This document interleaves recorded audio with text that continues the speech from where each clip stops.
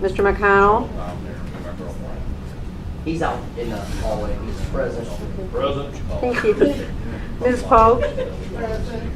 Mr. Snipes? Mr. Seroy? Present. Mr. Reed? Ms. Peters? Mr. Bossert? We have a quorum. I have no request for public comment. Is there any public comment at this time? Any public comment? Moving on, we have no minutes to be approved, so we'll move on to the coroner's office. In your package, you have a copy of the coroner's monthly report and a monthly receipt of money. I'll take a motion to combine, approve. Mr. N, second by Mr. Seroy. Comments on your report, sir? We'll get you turned on. You got me on? I got you. Good morning. Good morning, Mr. Chairman. Morning. Basically, going down August there, you can see we've only had 5 autopsies in the month of August, but still had 106 calls to our office. Moving on down, basically I just got the new statistics this morning where we're at with overdoses. We're at 5 fentanyl overdoses, 6 heroin, and 7 prescription type drugs overdoses at this point in the county. So those are the updated statistics on that. I say with the autopsies, and I'll talk about that when I get into the budget wise. Other than that, I'll take any questions that we got. I think we're still. Any questions on the Mr. McConnell? Thank you, Mr. Not on the report, but when you were talking about the prescription overdoses, you know, obviously get them from a doctor, right? Correct. I don't know how to say this gently. I think I know what you're going to say. Well, then answer the question. Good point. Too early for me this morning here. That might be the wrong question. Is there any accountability there? Well, the only thing that we're going to do here is, I think I spoke last time here, I'm trying to get into to both Riverside and St. Mary's to get into the talk with their doctors again on what's going on out here. I don't think they really understand basically what, you know, statistics wise there. I haven't really come out. I know the press has been on me to release some stuff on this here, and I probably will in the next few days here. But those are things I'm going to work on, working with a couple of doctors that are going to help me on that. So, You know, the whole world is overprescribed to begin with. well, and actually they did get a worst offenders that we had was down in the Clifton area, and he's gone now. So they took care of that. So Thank you. Any other questions? We have a motion and a second. All in favor of the report, say aye. Aye. Opposed, same sign. Motion carries. Vehicle fleet purchase. threw in our budgets with on 16 and 17. I have 2 vehicles of an 04 with approximately about 130 some thousand on, and an 06 that has about 125,000 on.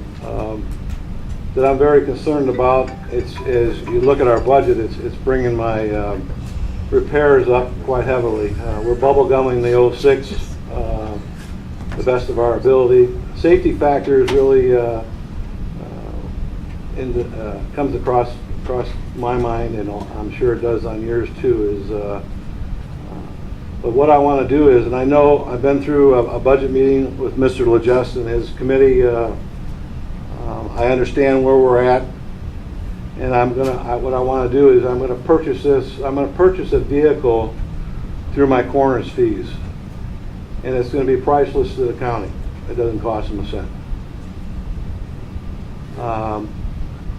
That'll be taken care of as soon as this meeting. I'm going to probably go after one because I'm concerned about, especially about the 06, and having an 04 is in the miles we travel. That needs to be updated.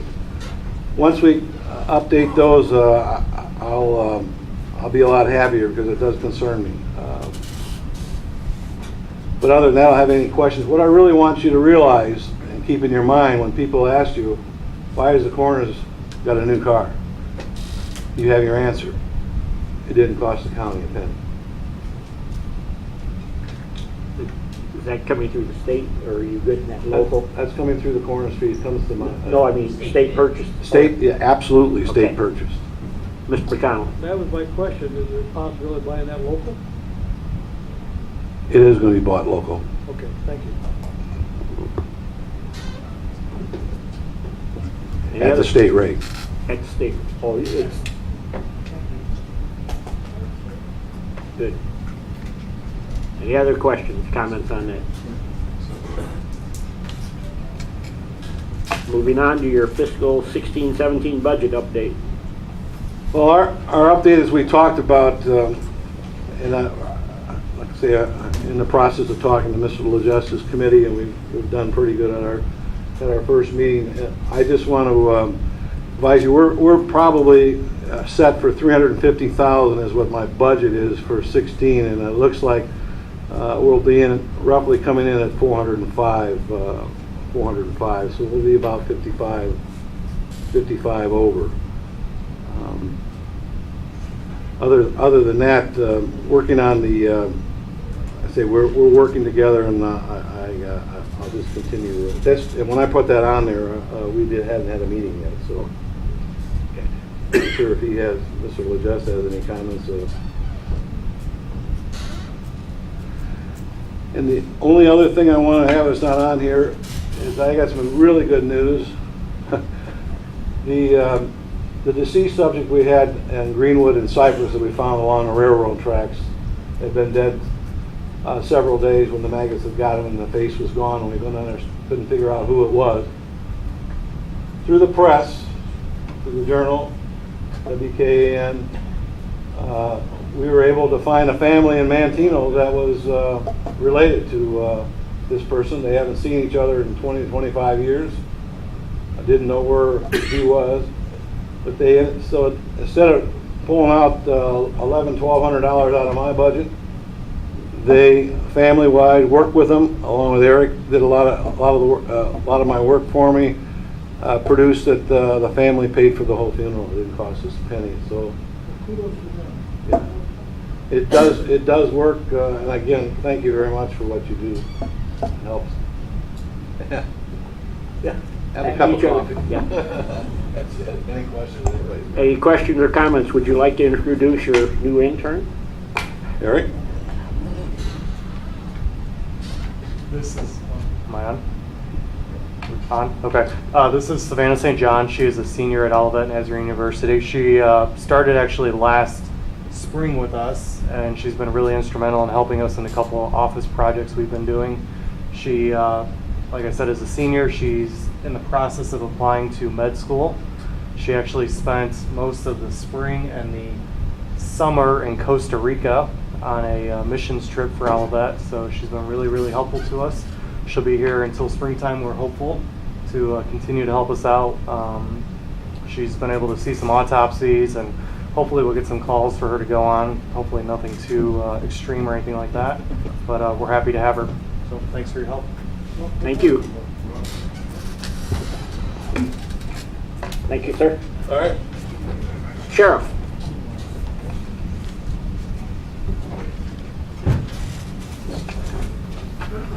I'll try to remember you.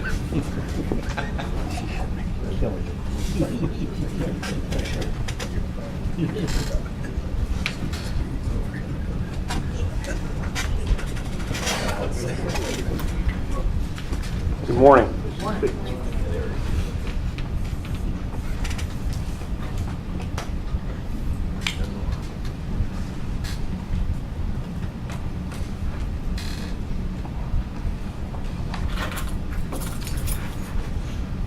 Did they get your reports? Yes. Okay. Yes. The reports are on the screen. We'll go over them briefly and certainly answer any questions. And if there's questions before we get to the end, certainly don't be afraid to ask. Our out-of-county numbers have increased slightly from prior months, and they continue to stay steady, if not slightly increase. We seem to have stopped the decline, which is a good thing. We continue to work with Cook County to increase that number. However, we are still holding off due to staffing levels. On the transport side, you'll see that we added a column since we began housing inmates from the Northern District of the Central District of Illinois, which includes Urbana, Peoria, and Springfield. We are transporting there as well as Chicago, as well as Indiana. And we are reimbursed for the mileage and for the officer's salary. Our DOC number, if you look, the number that was sent to prison last year was 203. So far this year, there's been only 82. And released last year was 524, and that number will be similar. So those individuals will be back to our community at some point. I have something here that I'd just like to go over just to give you some idea of what law enforcement deals with, and this is law enforcement all across the county and probably all across America.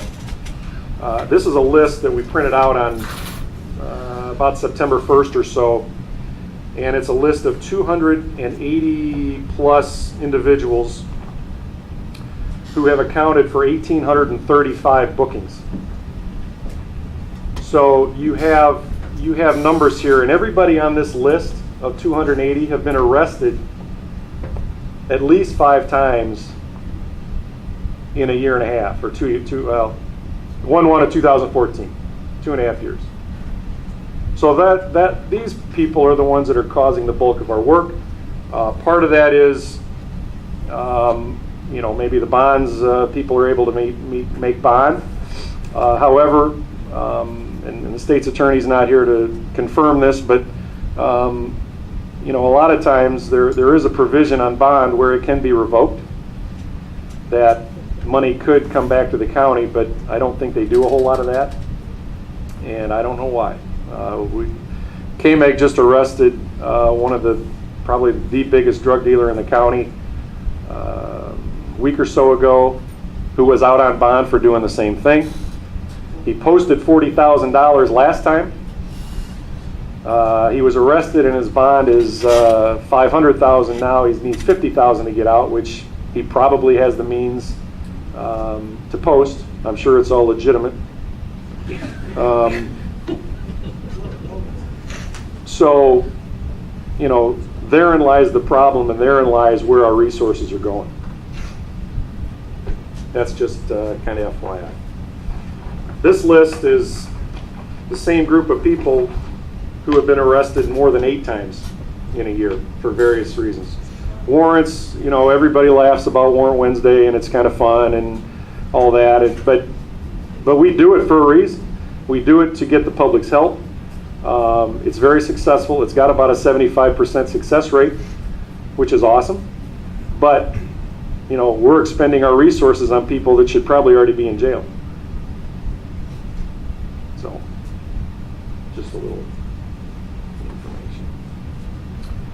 I got no. My name is not on that list. It's not. I It's didn't not. glance Not yet. over there. Not yet. On the sworn side of the report, you'll see that as of today, or as of this month, we have already written more citations this year than we did last year.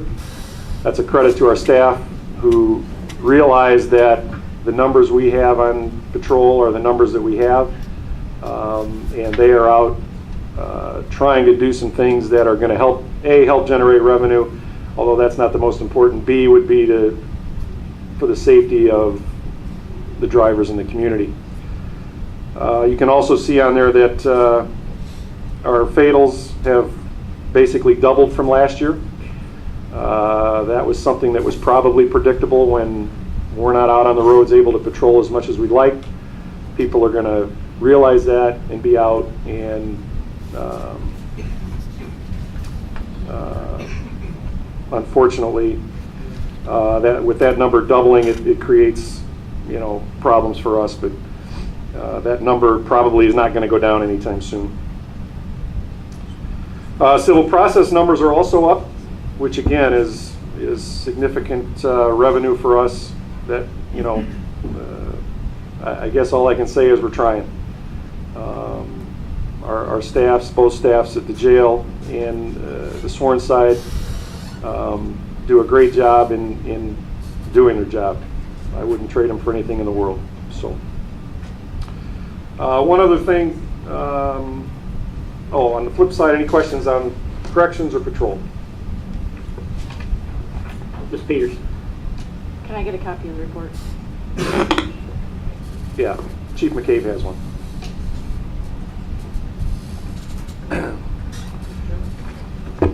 Mr. McConnell? Sheriff, when you were talking about the reasons you didn't bring more prisoners down because of staffing, we talked about that a couple of times. Right. And I'm not sure if I followed why we weren't hiring people to do that. Is it because of training, or was it because of they weren't sure that they were going to have a job for a long time? Or what was? Yeah, you know, the difficult part for us is, number one, finding somebody who's going to come here and wonder if next month they're going to be employed. You see the trend coming that it's going to be okay or not? We don't know. I've got I met with Cook County about 2 weeks ago, and they still want to do something. I told them that, you know, you have to give us some time, and they're willing to wait. So we're working on that right now as we speak. So trying to manipulate some things that will work for us. We just hired one of your guys in Bourbon. Sorry? One of your guys that was in corrections a while back was hired in Bourbon. Yeah, we lost 2 within the last couple weeks. Thank you. Mr. Searice? Thank you, Mr. Chairman. Sheriff, could you provide this committee with your staffing levels and like maybe a history of where you were at a year ago, 2 years ago, 3 years ago to where you're at today for our next committee meeting? They might give a better light of staffing to this committee and how many, you know, in what positions. Sure. Yeah, and the corresponding number with the amount of inmates, maybe for corrections, so we kind of have an eyeball. Sure, appreciate that. Thank you.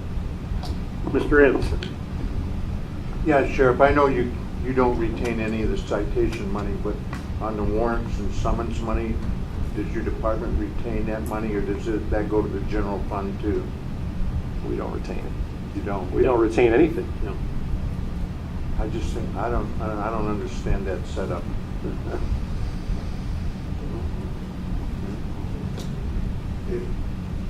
Mr. Snipes? In the microphone. Todd. I'll make this statement probably in the least light, but I do know if Trump wins, we will have to build. You will have, that'll be, because if he's going to do all the rest that he's going to do, clean up America, we are going to have to build. But with that being said, of those arrests, do we have them separated to violent and non-violent? Do not. Okay.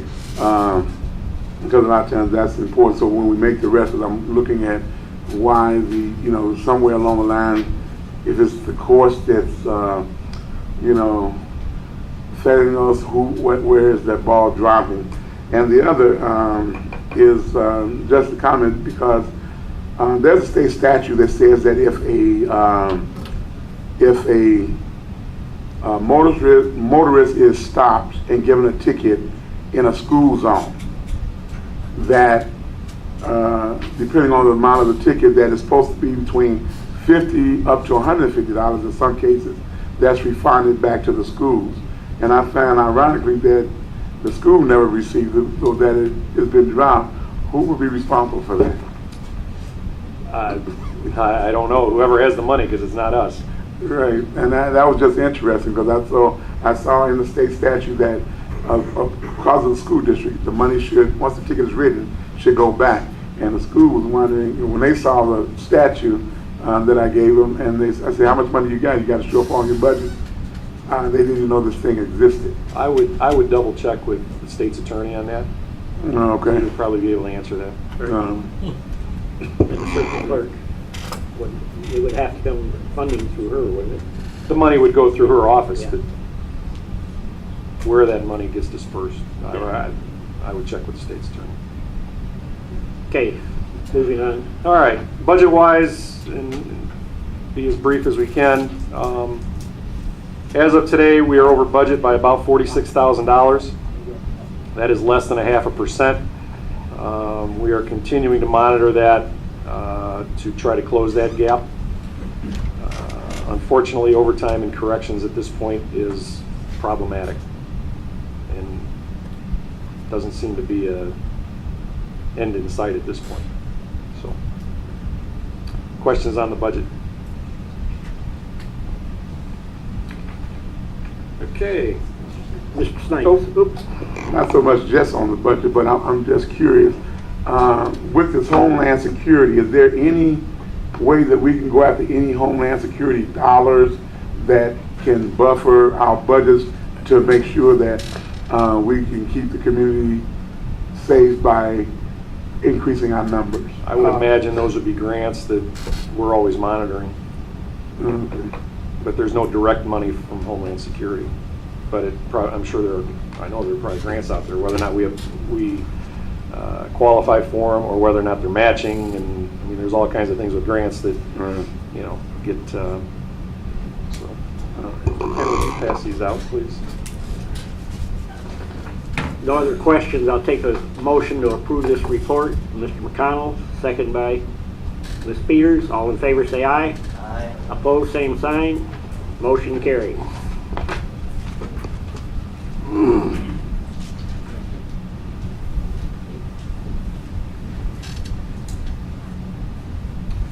What Chief McCabe is passing out is what we presented to the committee that I met with regarding the budget. That included Mr. Wheeler, Mr. Vickery, Mrs. Weber, and unfortunately, Mr. Johnson was unable to attend. He had a work conflict that he couldn't make it. And Mr. McCarty.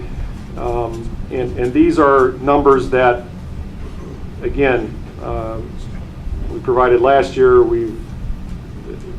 There hasn't been any secret to these numbers. This shows everything that is required to operate the inmate program. And if you look at the number down at the bottom that's highlighted, without the inmate program, we would need about $9,200,000 to operate the jail. That's all inclusive, benefits, utilities,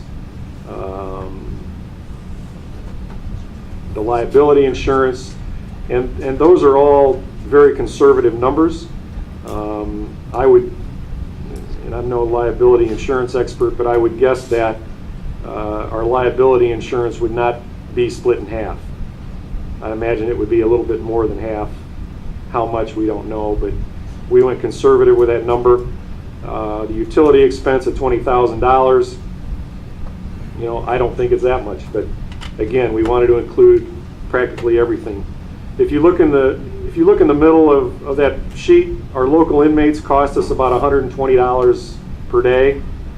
Our out-of-county inmates cost us about $35.72 a day. So all told, without the inmate program, it would cost the county about $9 million. With the program, it costs the county about $6.5 million.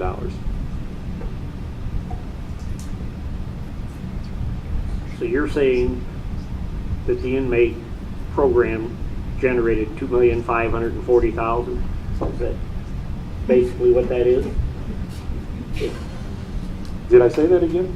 No, that's the savings. That's a savings. It's not profit, John.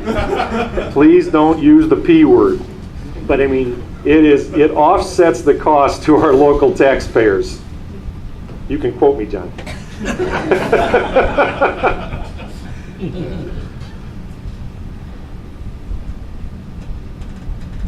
It's $2 million. 2 million. $2.5 million. Yeah.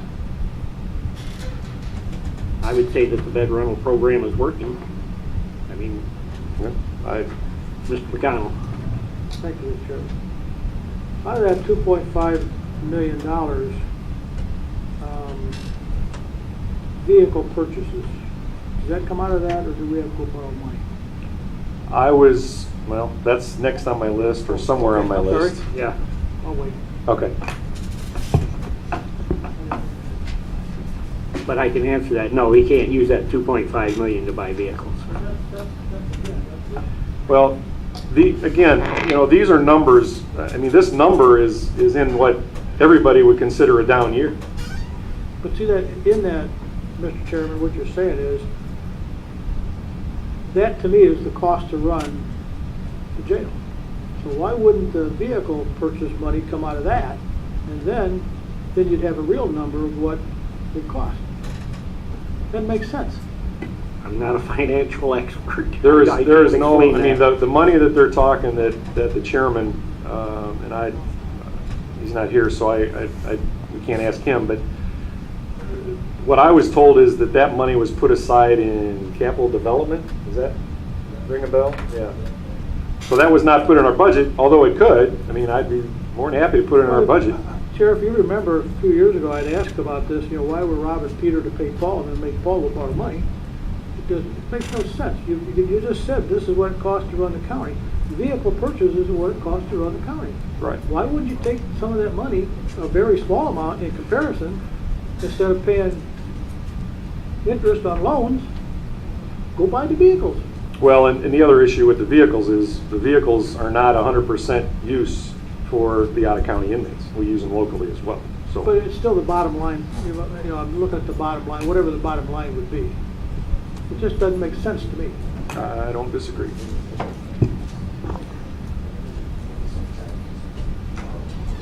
Questions, other questions on this? Ms. Peters, sorry, Jim. Thank you, Mr. Chairman. Without the inmate work program, what's the revenues from, what's that 74,500? That would be the revenues that the county would receive without the inmate program. Right, but where does that come from? That's my question. I don't think I have my list. It's interfund transfers. It's Amy, help me out here. Where's the revenue? The 74,000. What's included in that? Use your mic. Use your please. microphone. Inmate booking fees, room and board, the arrestee medical fund, which is a transfer over, IDOC mileage reimbursement, training if there is any. Inmate phone. Well, that's gone now. But Right, but that was part of it. yeah, but that's pretty much it. That's it. So we get that both ways. Yeah. I was just curious. Sure. Mr. Legess, sorry.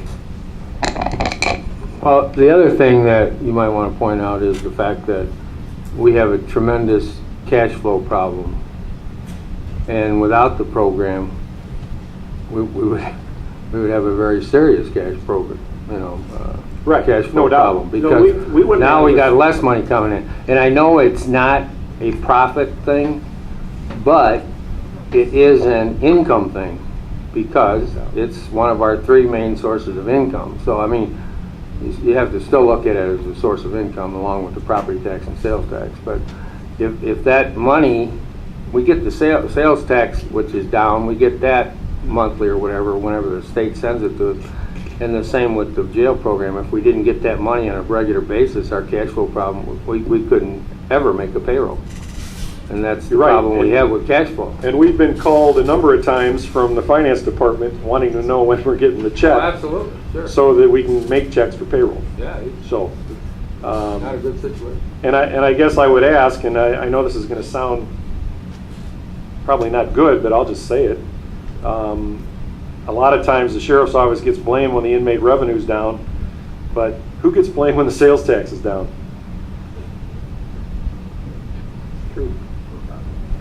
Or property taxes, or, so, just a question. You bring up the word revenue, and I can remember sitting here in this meeting several years ago when Sheriff Kowski was here, and he kept saying, you can't keep raising the inmate revenue.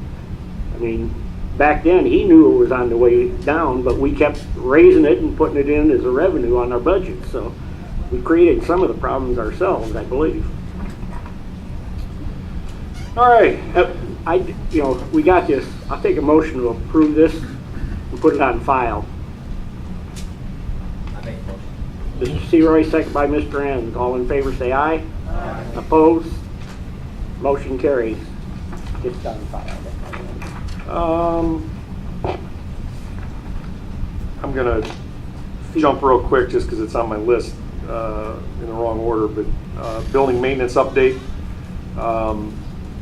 First of all, our maintenance department has done an outstanding job in getting this jail updated from the standpoint of paint and the work that they've done to work with the corrections division, the downtown facility, which is about in as good a shape as it's been in a number of years, and Brian's staff and Brian and Bill have worked tirelessly to make that happen, and for that we're very appreciative of the work they do. We currently have 85 inmates downtown. We have 2 housing units that are empty, that the painters are in there. The inmates are actually painting some as well, which is a huge plus. And I was told by, I believe, Brian, that one of the painters wanted to hire one of the inmates because he's an outstanding painter. That's great. So that's a plus. Yes, that's an absolute plus. Yep. Don't ask me what his charges are. I'm not sure who it is, but hire at your own. No, never mind. But that's awesome. I mean, for them to be able to do that, for a professional painter to say that about one of those guys is outstanding, and it just goes to show you that there's a lot of talent locked up in our jail of people who've just made some mistakes, some more serious than others. So the painting is going much quicker than expected, so that hopefully will alleviate a little bit of our overtime issue. But when it's done, it will be much better in a number of ways. So, okay, back to the fee study. I did get a professional service agreement from Bellwether LLC, and I know there was a meeting that Bruce Delaschmidt advised me about. Mike, I don't know if you can add on to that meeting if there's anything that. Yeah, we met with him informally, and it looks like he's going to do a fee study for not only you but the rest of the well, he's doing the court services and whatever. For us, he's going to do the court security fee and the other civil process fees, as well as the jail. And since those are 2 separate entities, it's $6,000 for the sheriff's side, $6,000 for corrections.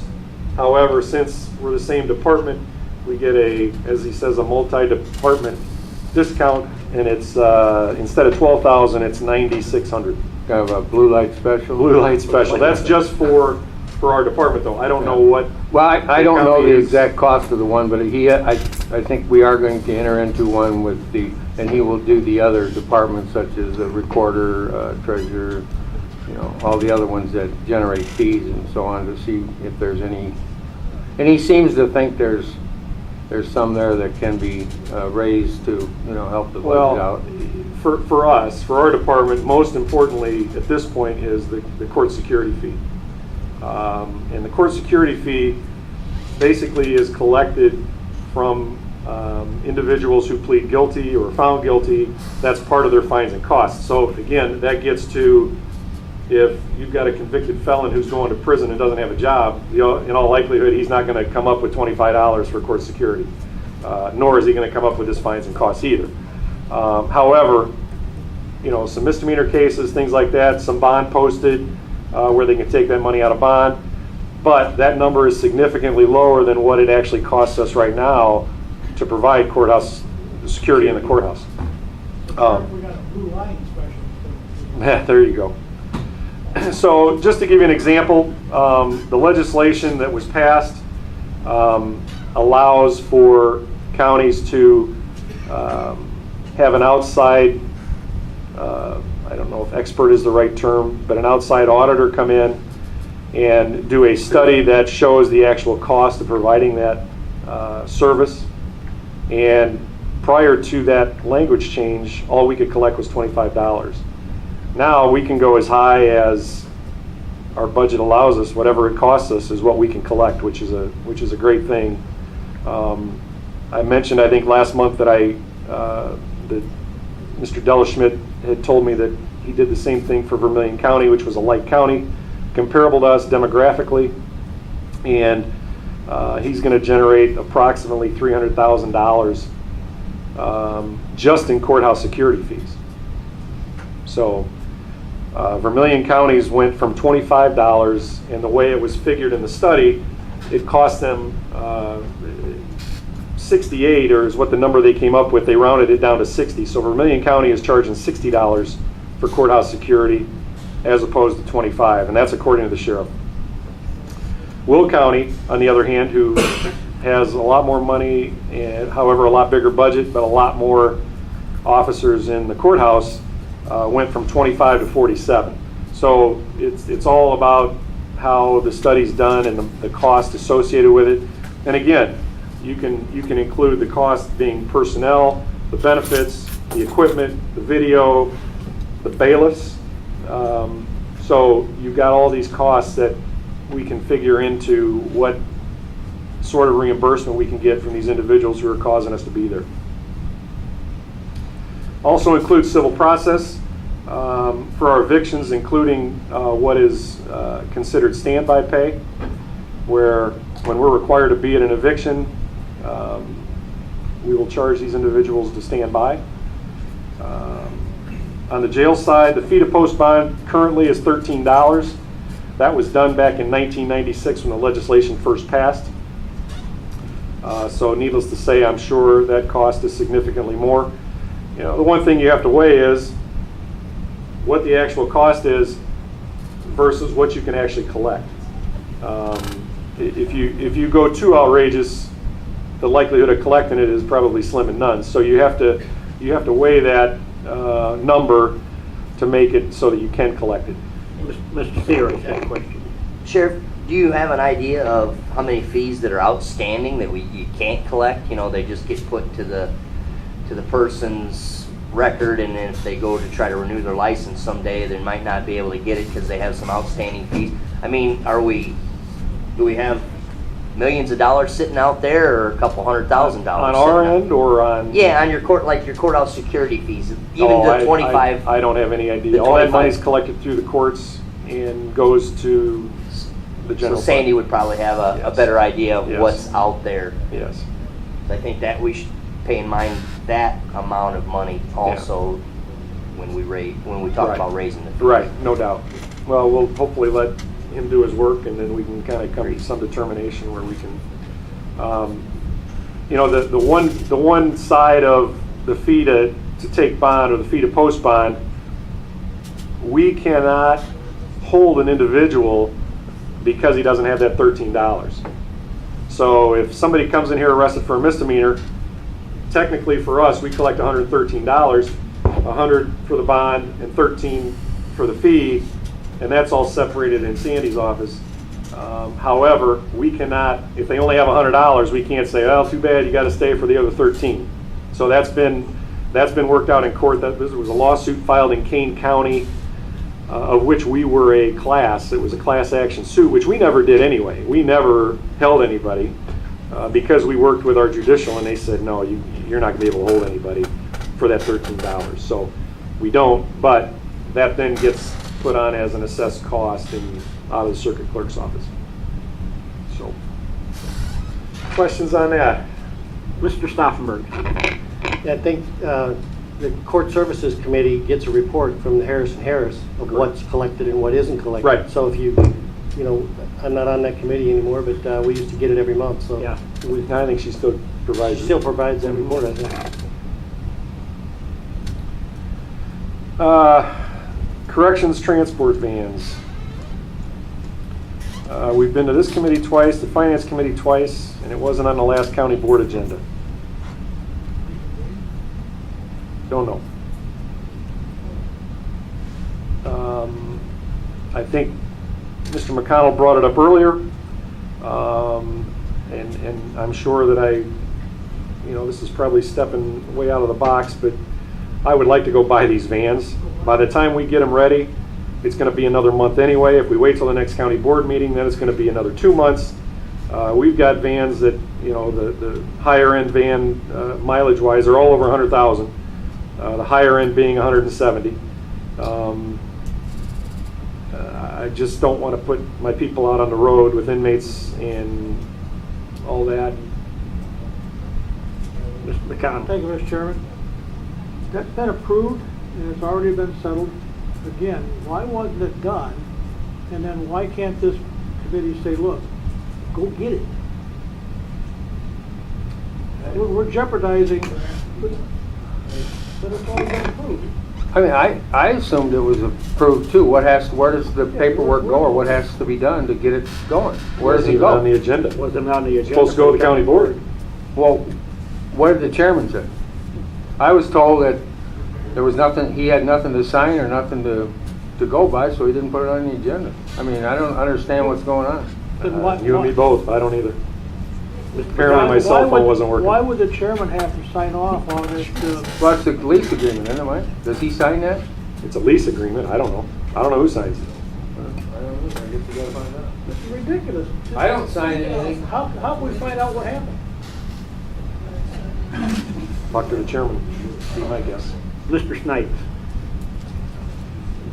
Let me try to follow this train of thought so I'm not misspeaking.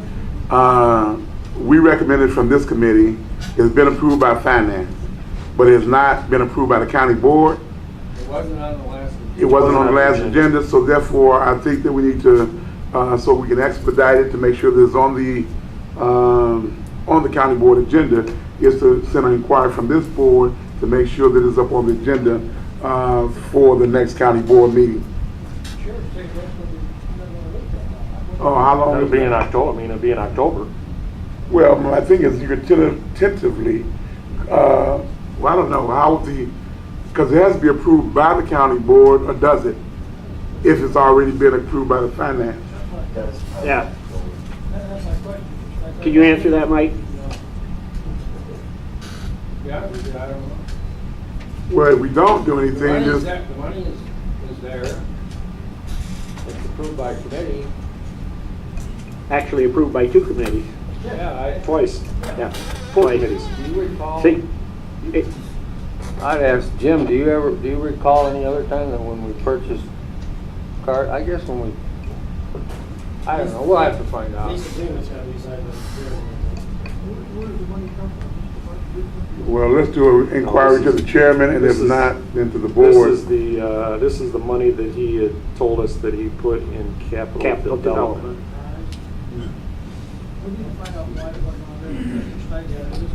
Well, Mr. Legess made a comment about paperwork or something, but Are your vans local? Are they?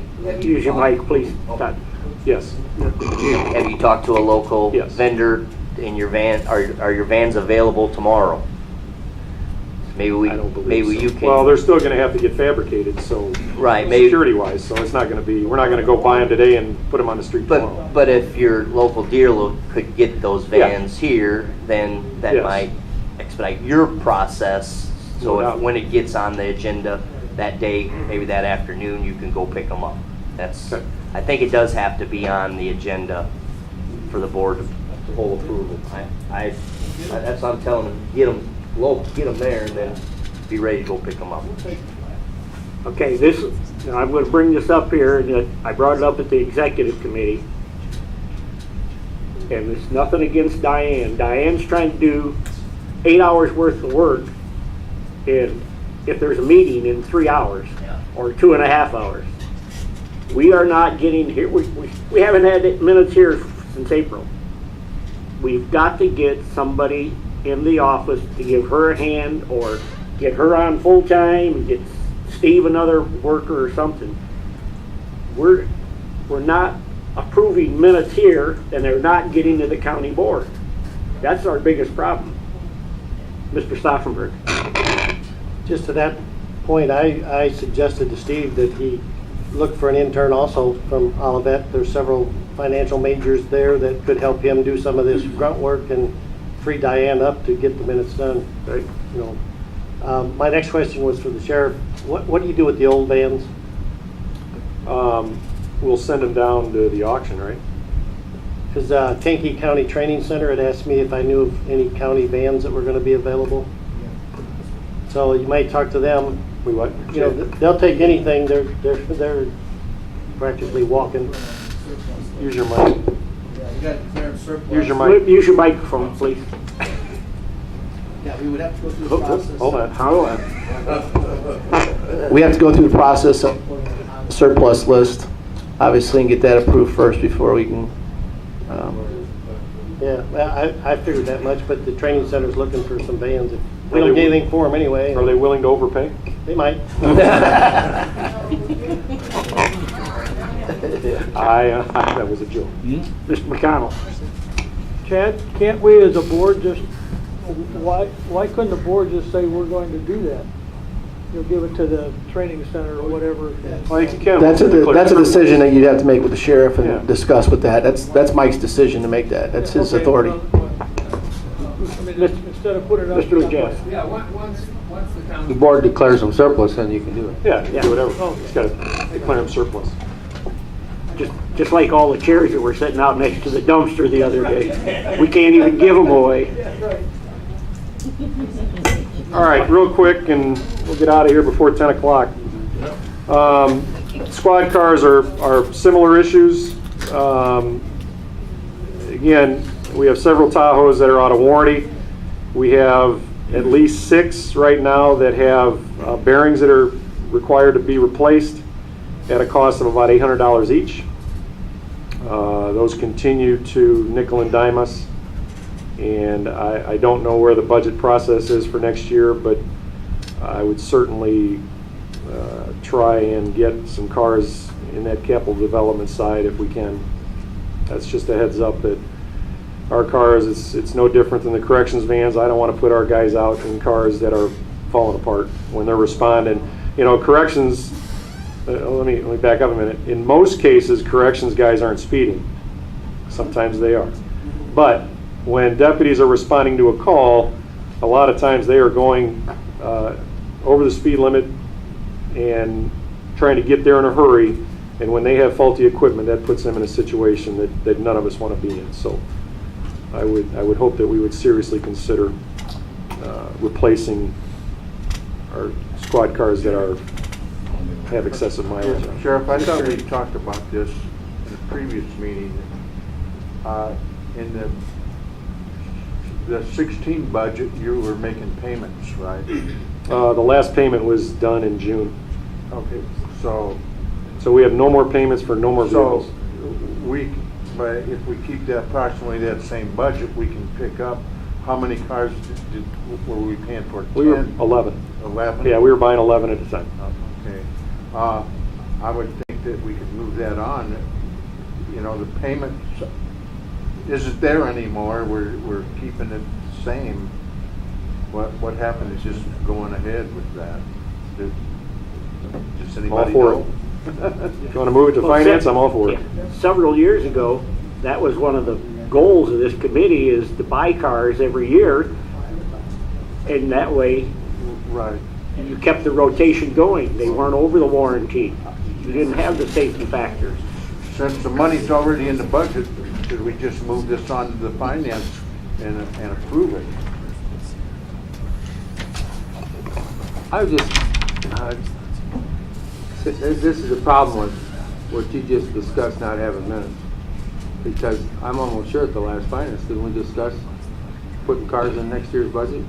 Yeah, I think we may have. I think we did. I don't, but And again, I don't know. That's the problem. I'd like, I think so too. I don't have the recall I used to have. None of us do. You know, I'd like to, if we had the minutes, and believe me, no reflection on Diane because she Right. she has, Oh, yeah. and if people don't know, she works 4 hours in administration and she goes out and works 4 hours in finance. So I mean, but if we had the minutes, we could say, yeah, okay, yeah, we discussed that and this is what we're going to Right. do. But I really, and I asked Jim too because he was there, and I think we did discuss I a lot thought of it was vehicles, too. and I think it was for this year's budget, I thought. Okay. All right, last thing, and probably might be the most costly, not for our department, but it was brought up at the court services meeting, and Randy Turner from probation is here to talk about this possible new law regarding the housing of 18 to 21-year-olds in River Valley. And I apologize because I don't have the number broken down from how many Cook County guys we have compared to our local guys. We don't have any feds that are between 18 and 21. However, we have 45 total individuals in our custody right now that fall in the 18 to 21 age category. Excuse me. Now, I have to think that there is a small number that are Cook County, so it may not be 45. I didn't have time to get that final breakdown out, but obviously, once that happens, those Cook County ones are not our issue anyway. But the number that we have in custody right now is significantly high. And if they are to house or have to house those in River Valley, not only will that be an additional cost to probation, which will go over, I think, our 25-bed limit, and beds might be hard to come by because we won't be the only people looking for beds. The issue for us is going to be, and part of this new law is juveniles now, if they're picked up on a Saturday morning, they may not come back to court till Monday. If Monday's a holiday, they may not come back till Tuesday. Well, some legislators who think that these juveniles should see a judge right away are talking about bringing these guys back the next day.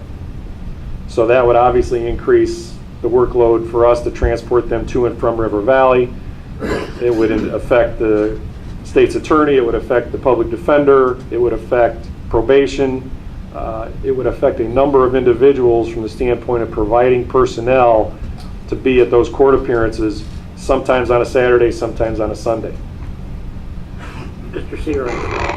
Thank you, Mr. Chairman. When you said that, the dollar signs popped up in my head, and what's the difference, maybe Randy can answer this, what's the difference between River Valley and our downtown jail? You want to answer or you want me to?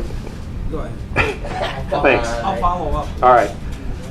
There are requirements at the juvenile facility, such as counselors, medical people, psychiatrists, that we're required to have to open a juvenile facility. That's why we don't have our own. Well, that's why maybe that might be something to explore if this is going to be a legislation and we're going to have an influx of people needing these beds.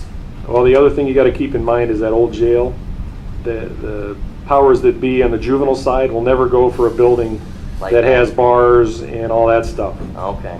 There's not a bar at River Valley. There's not a bar here either. So whether or not we look at moving people around could be a possibility, but then I'm just right. Oh yeah. We need to explore that revenue source if that's a possibility.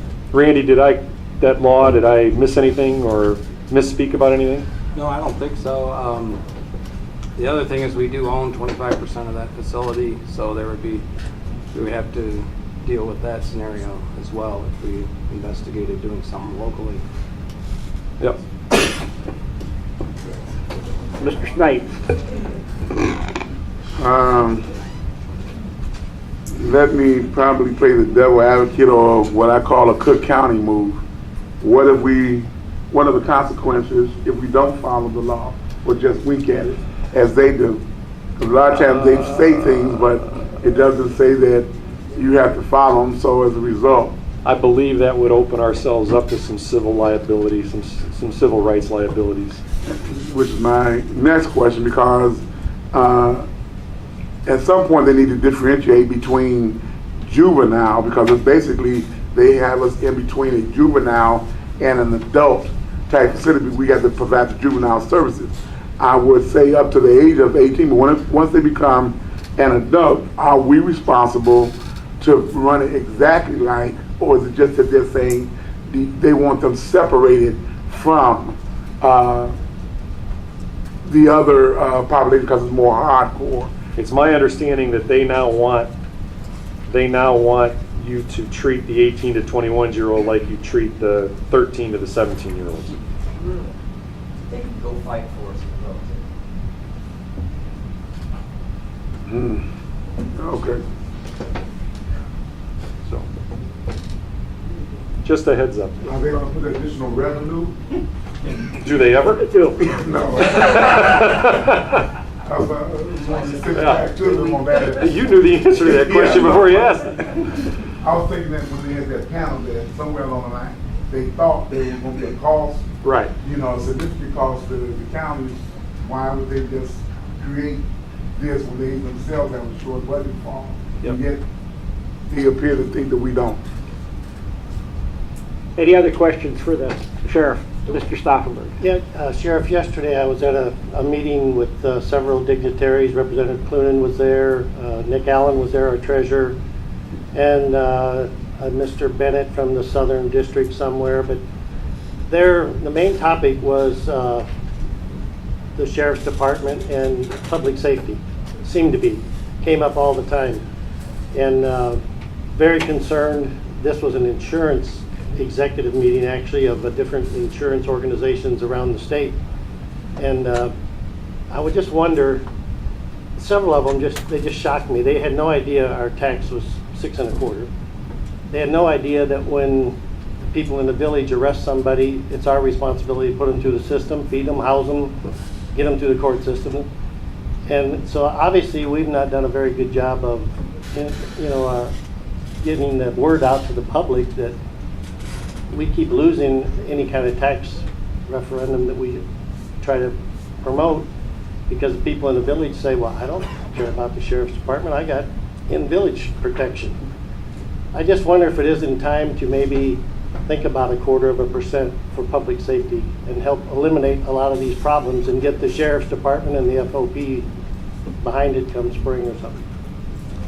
Well, I think a lot will, I think the answer to that, Mr. Stauffenberg, might be on November 8th when we see what happens in Iroquois County. Yeah, I figured that would be a test. Yeah. Good test. And if something like that moves forward, then, maybe there's always hope that we can generate some more revenue for public safety. Yeah, these people who, I consider them higher up than me by far, and most of us, and they didn't get it, that with the Bears camp coming here, those people would all help pay for our systems. Right. And we're missing the boat in some of that, but we really have to get the word out, because I just couldn't believe these people didn't understand either. I can tell you, though, between public safety sales tax and the school sales tax, I'm 0 for 6. So yeah, I know we're not doing too good. The good news is I'm due. So. Well, I don't want to ramrod it, but I'm 2 for 2 on school board and stuff. So. Well, there you go. You're in charge. In the positive. Chad. I just want to address real quick, Mr. Stauffenberg, you mentioned the FOP on that, and I want to thank you for saying that, because we as the FOP would love to sit down with the members of this committee and the county board and work together to do whatever would be right to, on behalf of all the officers on the street. So thanks for mentioning us and working together. Hold on a second. Mr. Evans had a question here first. Yeah, I kind of agree with Mr. Stauffenberg. We need to feel that out. But the problem I see, the last time we did it, I think we didn't do it properly. I believe I brought that up in a couple committees. I think what we need to do to get more people behind it is work together with the school districts.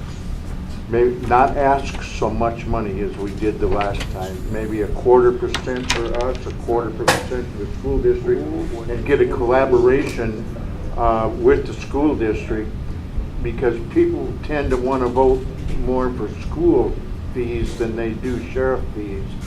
So if we could work together on that for a 0.5% raise, not be quite so greedy as we was the last time, we might get it through. Mr. Regis. Yeah, I also, there is a sales tax referendum on Rock Island too, so we'll have to look at that too. There has been some talk about putting another sales tax referendum, public safety sales tax referendum on a ballot. I don't think a quarter would raise enough for what we need, but I think the impetus for it to be on the ballot has to come from outside of county government, because we can't institute it ourselves, because it just doesn't seem to fly that way.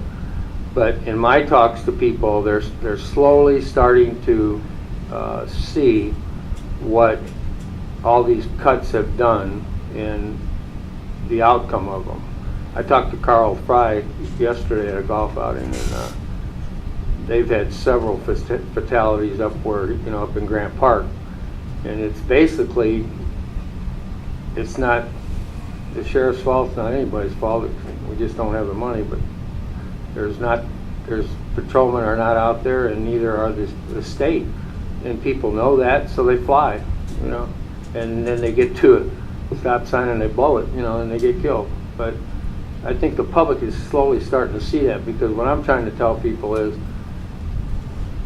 like Jim said, they bring them here, they leave them, and they're done, and then we got to feed them, house them, clothe them, put them through the system. Then if they may go on probation, you got to pay for that. And then we do their property tax extensions and bills, and I mean we do a myriad of things, that we have to have some increase. But I just wanted to say, when Bob Gessner was up there, we did meet. There was a subcommittee that met with all the departments other than the sheriff, corrections, and maintenance, which the sheriff met with a separate committee.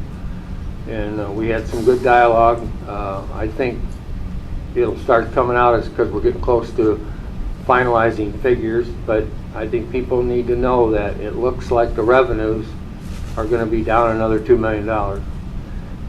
And this is why it's so important that Mike talked about that bellwether study for him and for us, that we can offset that with revenue, revenues coming in as far as fees go to knock that down, so we don't have to face that so harshly. And then Jim's committee's looking at the insurance, which looks like it was a $600,000 to $800,000 increase.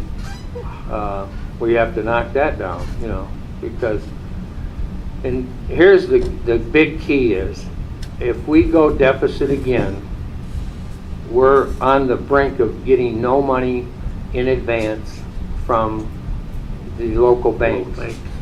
We're running government right now on a credit card. We're borrowing money, we pay it back, we pay $100,000 in interest. If the banks do not give us that money and we have no sales tax increase, I don't know what county government will do. You just won't have any funds. It's just that, it's that serious. We won't be able to make payroll, but that's what we're looking at. Mr. Snipes. From a perspective of the taxpayers, I will say this. I don't think that people are going to be your biggest opponent to a tax increase, but I also know that they don't want to be tricked. And so there has to be a way that you eliminate the Red Riding Hood theory, whereas the grandmother becomes the wolf. And I'm saying that because if you're saying that you want a public safety tax or sales tax or whatever it is you're saying, the language must be written so that the people know that it will go where we basically state that it will be designated to go. And our language a lot of times is so loose, and people can read. You have a more intelligent generation that will look at that and say, this is another scheme. Not that they don't trust their politicians or whatever, because I tell them I'm a person and I'm going to be real. So if they talk to me, you trust me. But when they talk, they say, look at the language. You got teachers out there, community talks, you got a grapevine. if it's going to go to public safety, it has to be written. And a case in point, and no pun intended, when George Ryan ran for office, whether he told the truth, he says, there will be no new taxes. And there wasn't. But he raised the existing taxes. So the thing is, people have seen a trend throughout government where we'll say one thing and do another. So what I'm saying is, if it is a public tax that we're going for, have it written, and if you're going to give the people a rebate and on their property tax, state that, because when you have that clause where you can now finagle, they're not going to go for it. Any other questions or comments? I do have a comment. Jim made, or Mr. Stofferberg made a statement of, people within the villages don't understand because they have police protection. My district is 99% unincorporated. And when we had the rash of burglaries out on the west side and back over in the Grant Park area in Yellowhead, the people were screaming, they don't see a patrolman out there. You don't see that in Kankakee, you don't see that in Bradley, you don't see that in Bourbonnais, or if you're in the Moments or Mantino or anything, they have local police. But when you're in the unincorporated areas, that's where we need to have the people out onto the streets. I got off my bandwagon, I'm sorry. Other business to come before the committee. Do you have anything else, sir? No, sir, thank you very much. Old or new business? Mr. Legess? Okay, second. Mr. Searoy, all in favor, say aye. Opposed, same sign. Motion carries.